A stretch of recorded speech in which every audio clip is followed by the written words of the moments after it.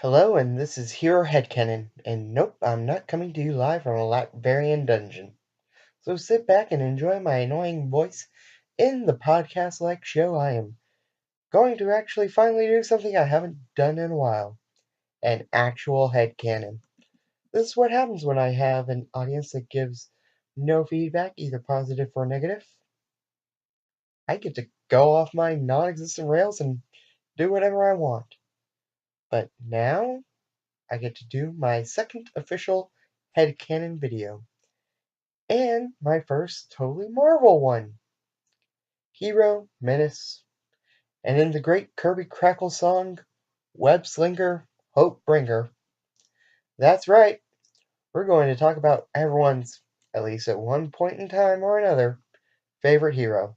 Spectacular, amazing, most adjective carrying hero ever of all time, which is saying a lot since there was a super mega force of Power Rangers.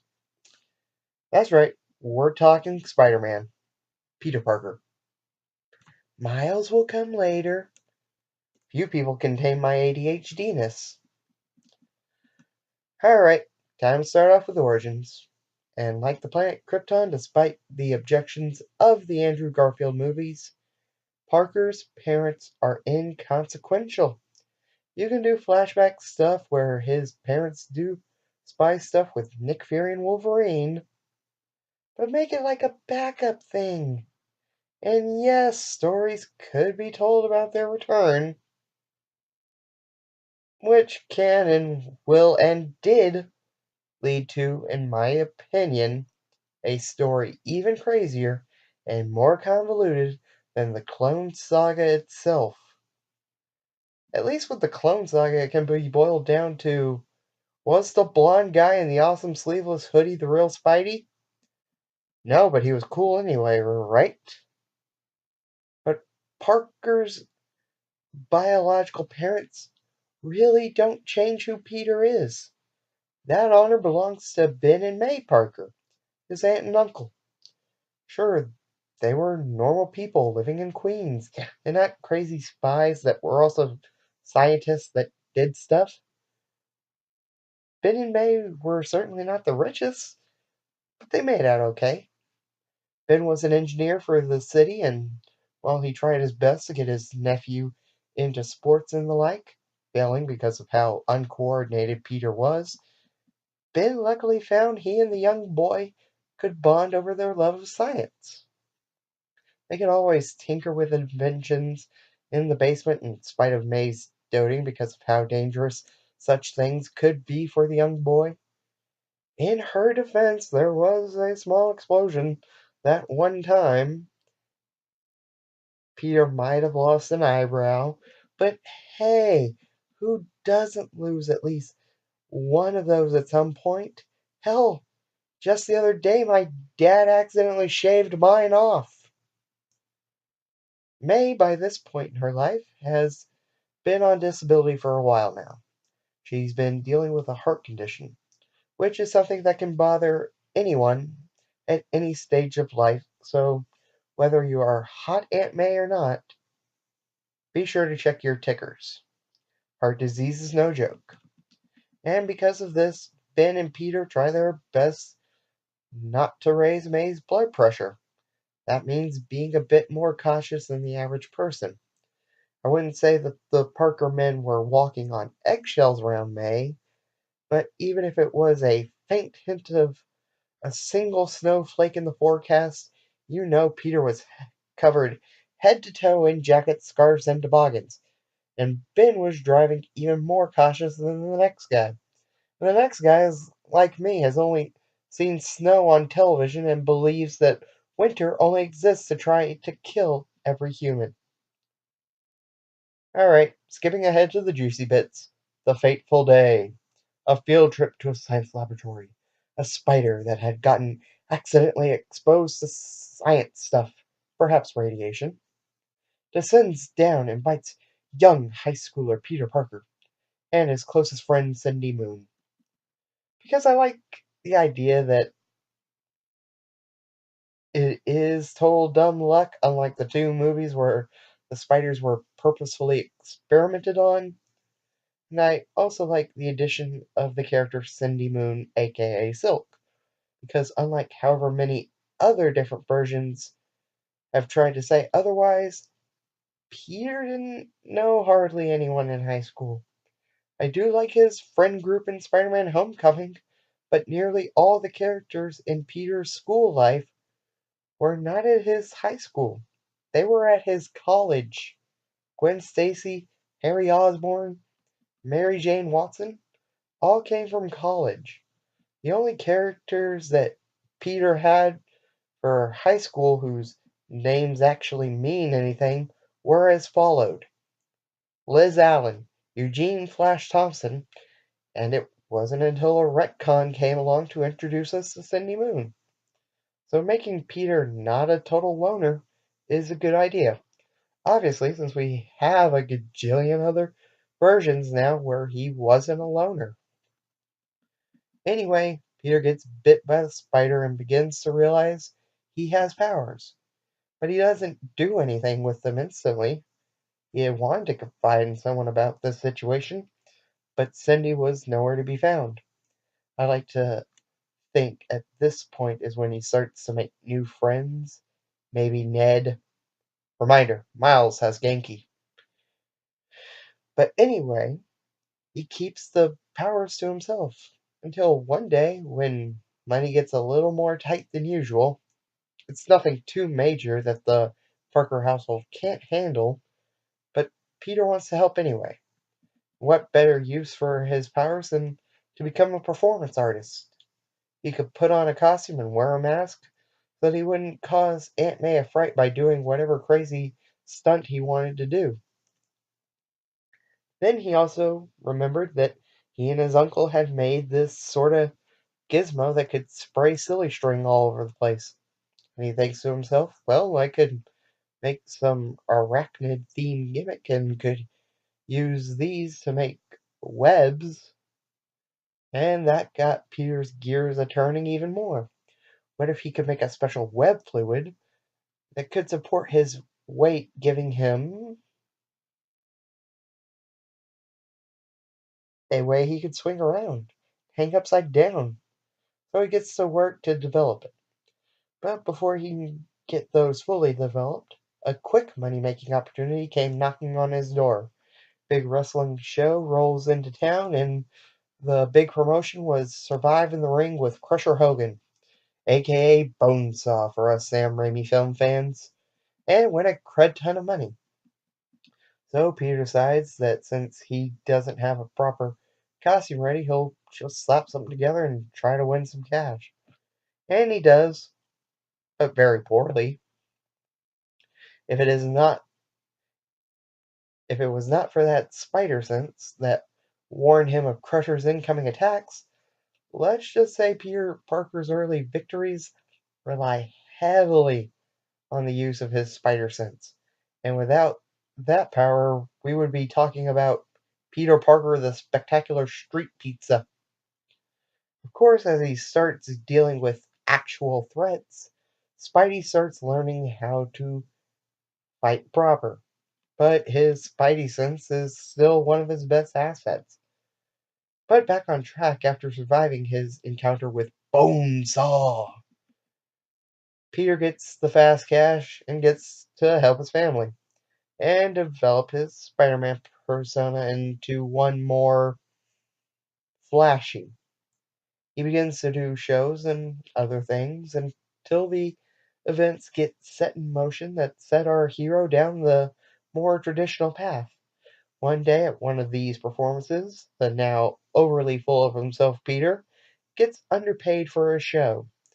And if karma isn't a force in this universe, I don't know what is. Right as Spidey is getting ready to leave, someone robs the jerk that stiffed the promoter. Now, this high schooler with no real fighting skills could have done anything to stop this punk. Shoot a web, trip him, literally just stepped out in front of this robber. But because he felt that the guy who should have paid him more was in the wrong, Spider Man decides to let the robber get away. Now, I do slightly like in the Andrew Garfield movies that Uncle Ben saw the robber in action and died heroically trying to do the right thing. So I think for my headcanon, that is what I will use.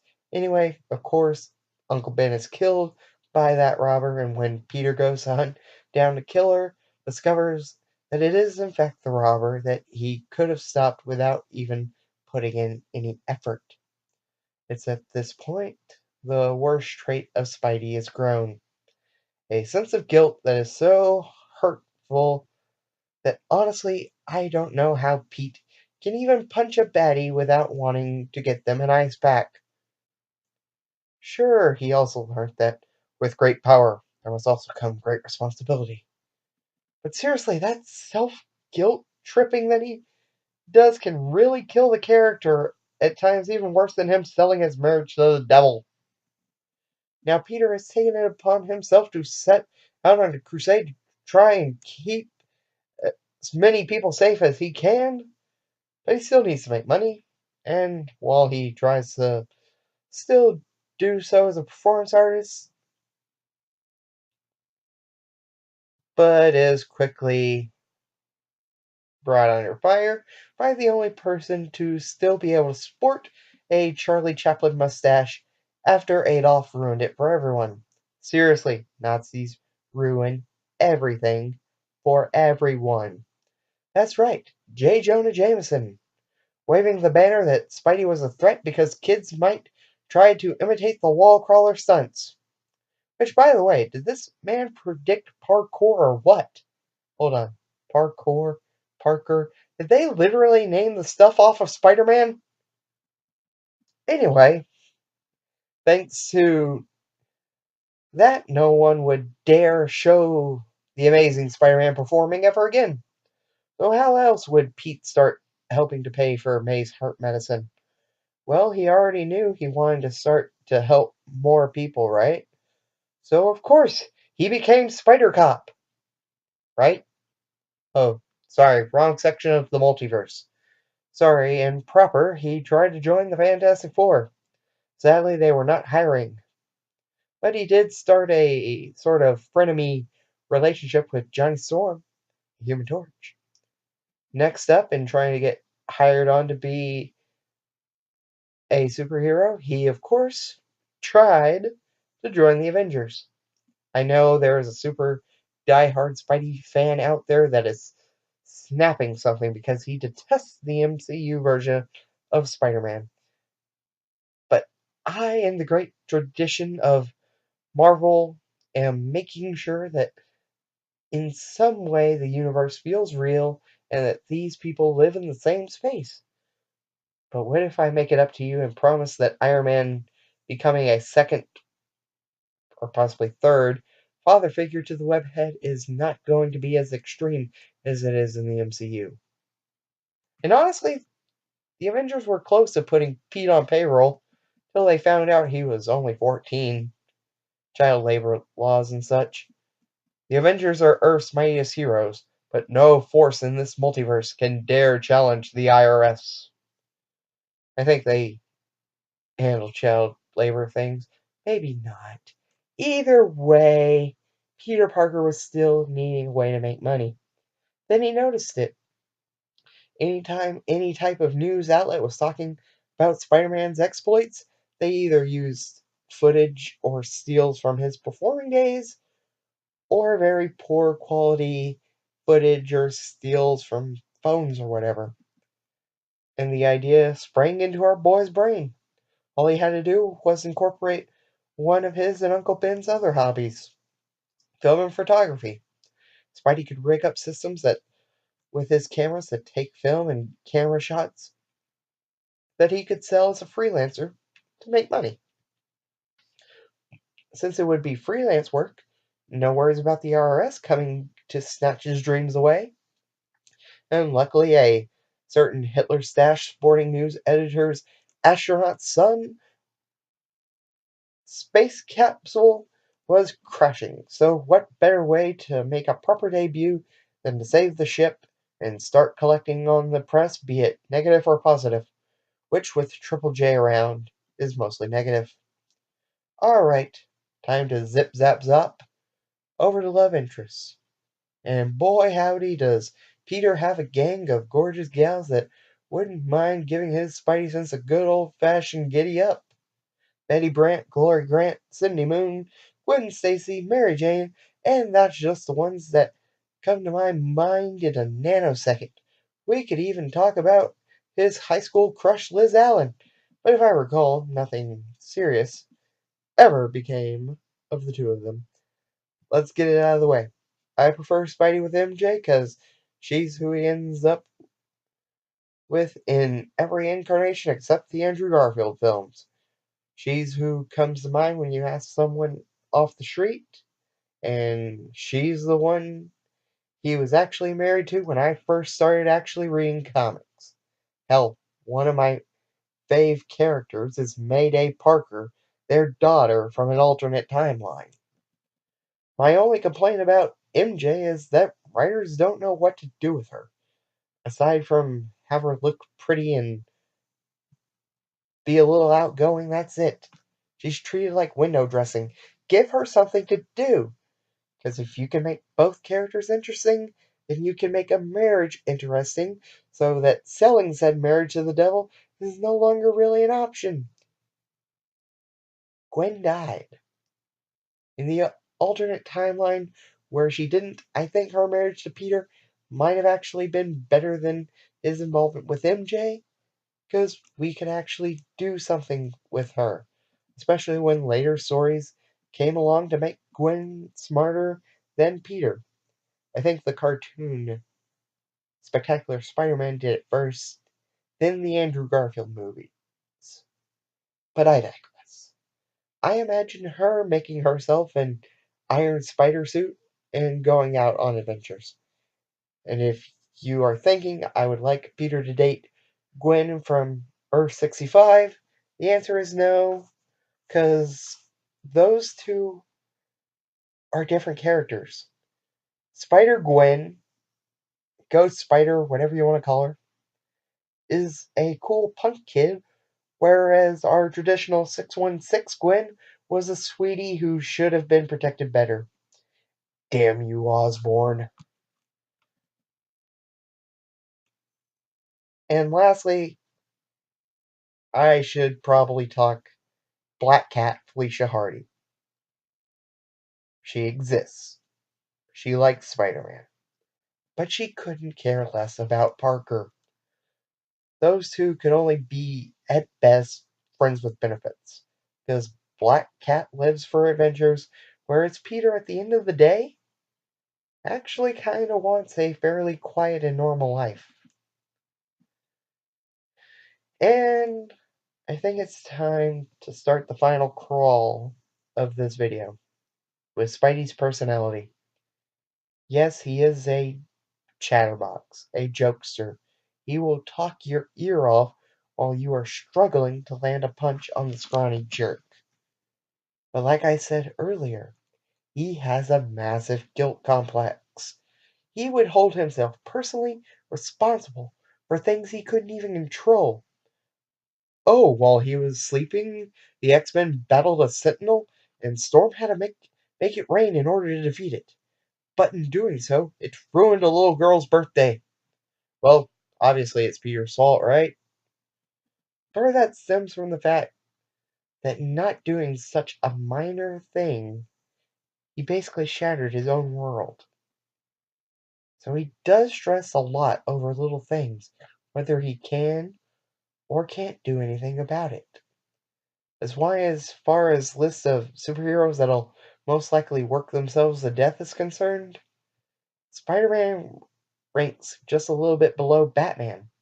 But that's because Spidey will actually stop when he has a cold or something, just for the simple fact that one wrong time sneeze and splat street pizza Parker. Now to swing over to what I believe the old webhead means for us. Me personally, I think he represents the power to do good we all have within us.